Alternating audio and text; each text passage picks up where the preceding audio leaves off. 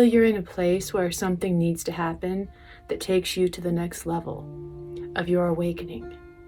And that's why I'm making this video today, because of something that's very important to me, and I have a lot of experience with it, and that is fasting.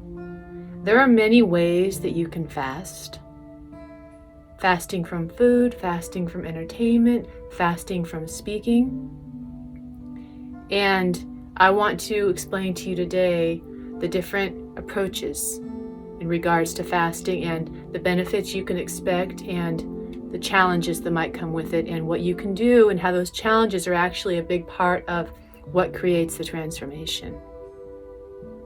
So right now, I happen to be in the middle of a 10-day water fast.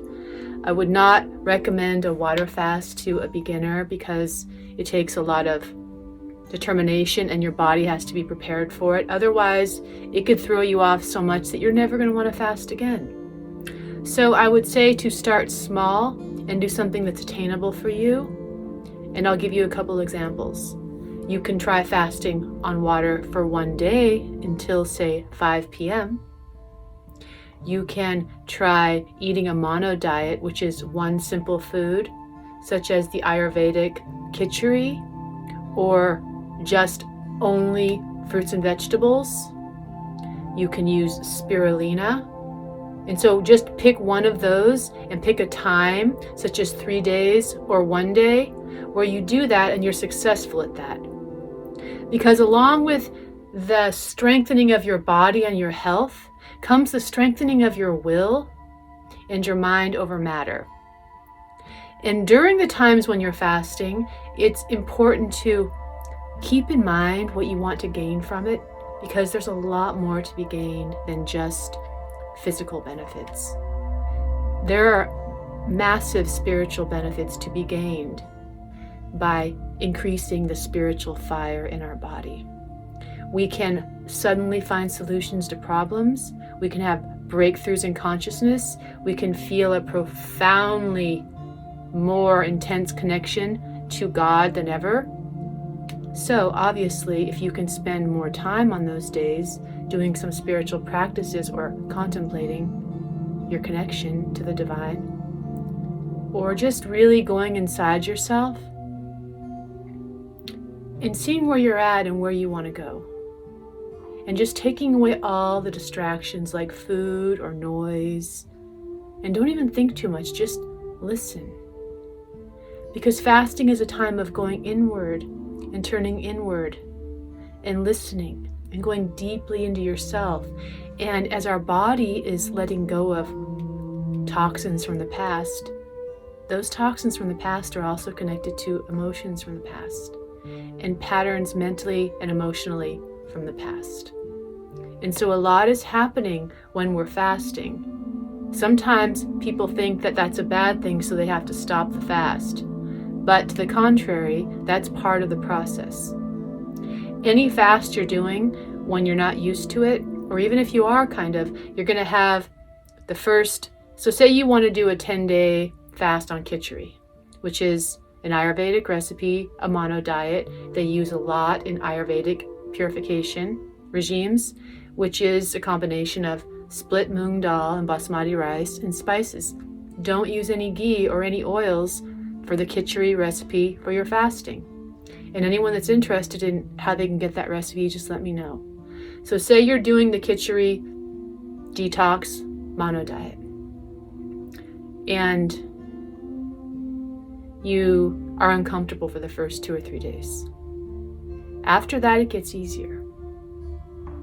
It's just that don't let yourself stray even slightly, because that makes it easier to keep straying. Don't take a teaspoon of anything that isn't what you decided, and you make the sankalpa. I will do this.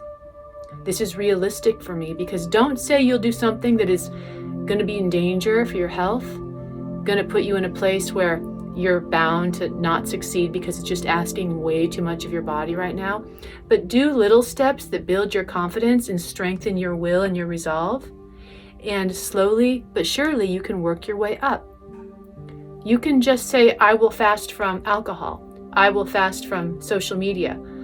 But when I'm talking about spiritual fasting, I'm talking about how we view what we're doing and our intention behind it. So, fasting from speaking. I have done a lot of fasting from speaking in the past, believe it or not. And I would go for days just not speaking, because when we turn our energy inward, that energy we use constantly putting out, it's our tongue, it's our talking, it's our eating.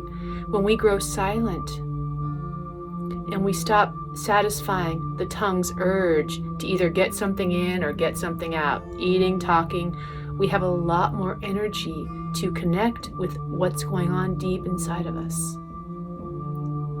So set yourself up a place you can be where you can fast and say your prayers every morning, or just be silent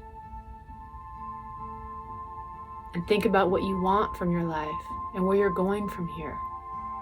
And give yourself the space to reset. Often fasting can be used when things have gotten a little out of control, whether with your diet, your living situation, your emotions, your mind, and everything just kind of like not quite what you want it to be. You can reset for a day or 2 or 10. You can do a juice fast. There's many different ways you can approach it, and it's really important that you pick something that will work for you so that you feel encouraged to do it in the future and not traumatized. Because if you start with a long water fast, it's going to be really difficult. And also, you don't want to do something like a long water fast without some expert guiding you or some sort of understanding of the precautionary measures you need to take. Anything you do over 10 days, you need to really start thinking, because we don't want to go to extremes. What we want to do is we want to strengthen our connection to the divine. We want to create magical breakthroughs in our life, which, since I started this water fast, there's been a couple miraculous things that have happened. Magic happens. So we do a lot of mantras around here in the morning and the evening, and meditation. And those mantras become more powerful for me in my life when I'm fasting, because all the energy is going to that, and my intention behind it was my prayers to Shiva or Kali. My prayers, your prayers become magnified when you really give up the material for the spiritual, even for a short time. The power that you have to manifest is greatly increased. So when you start the fast, it's going to be maybe okay the first day. You'll start getting a little uncomfortable the second day. You might even out on the third or fourth day. And there'll come a time when you, around after the third day, where you probably won't feel any hunger and you'll be totally fine. You'll feel better than ever. But after that, if it starts getting really, really hard, you need to start thinking about not going past your breaking point with any fast. So you need to listen to your body, and at the same time, be determined with your willpower and really go, is this just my body saying I can't do this anymore, or is this me saying I want to eat now? So you need to be able to navigate that space, because you really, really can have a profound breakthrough in increasing your magnetism, the light that goes out from your body into this world, and the light that comes into your body from the cosmos. If you can do a water fast 1 day a week for 24 hours, or say when you go to bed, don't eat, and then don't eat till the morning after the next day. You can just, like I said, don't eat till 5 p.m. Say, I'm not going to eat until 5 p.m. on this day or for these 3 days. And then when you do eat at 5 p.m., don't go crazy, but eat something healthy. Fast from fast food. Fast from things you know aren't good for you. But don't be extreme. Work your way up. There is tremendous benefits to be gained by looking at your diet, not just fasting, but your diet in general, as far as when you feel like you want to advance to the next level, or when you feel like confused about something, or you're not quite able to get through to the next level, you want to break through, look at your diet, look at your life. And if you're ready in the place, you can make those changes and have the breakthrough that you're looking for, which will increase your capacity of understanding of how profoundly food is affecting you for the better or for worse.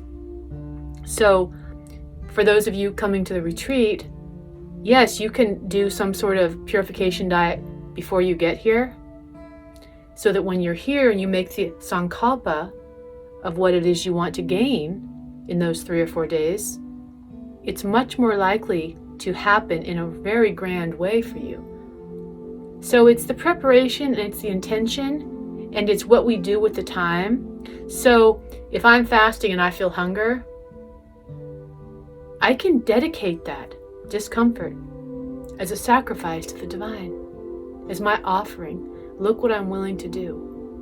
Look what I'm willing to do. It's called tapas. We are the phoenix, and we have to set the fire for ourselves. And that fire is our spiritual fire, that when we are eating, especially a heavy diet, then that digestive fire dampens the spiritual fire. And so why do we eat or even want to eat more? Sometimes we have an awakening to ground ourselves, which is important because we need to be grounded. So when I talk about all the different practices that we do and how we have to eat a certain diet as a way of life, it's because that will help to ground us so that we can lift our energy up. Because when you're fasting, if you are not able to ground yourself without the food, it's going to be very uncomfortable. And so practicing grounding in the divine is what this really is. My life is not from food, my life is from God. My light is not from food, my light comes from God. For the next 3 days or the next 5 days, or I'm giving these things up because these things are blurring my connection with the Divine Mother. And the benefits physically that you will achieve from fasting are so much greater than the slight discomfort you might be having. It's totally worth it. You just need to do it properly. So in the future, I may set up where people can come here, do spiritual practices, do some sort of fasting, mono diets for an extended period of time, a week, 2 weeks, a few days, 3 days, so that you can be in the environment that makes it effortless for you. But for now, I'm giving the advice to you that when you're fasting, conserve your energy. Walk, go for walks, sit in silence, take care of your body, get enough sleep, really reduce the stimulation, and turn inward. Turn inward to the light that gives you life, and your prayers will become far more powerful. You will become far more centered, far more confident in yourself. And also, did you know that even 1 day of water fasting supposedly is enough to undo the damage of 1 year of ordinary eating can do to our body in this world? 1 year of all the bad air, all the bad food, 1 day of water fasting can cure that. So even if you're only able to do it 1 day a week, that's huge. And when you do it for the right reasons, no, it's not to lose weight. You can say that, but no, it's I'm doing this for God. And it's our intention that changes everything. So fasting for spiritual growth is the way to go. And may God guide you. And may this video be of service to all who are in the place where they want to break through, let go, and let God flow through them.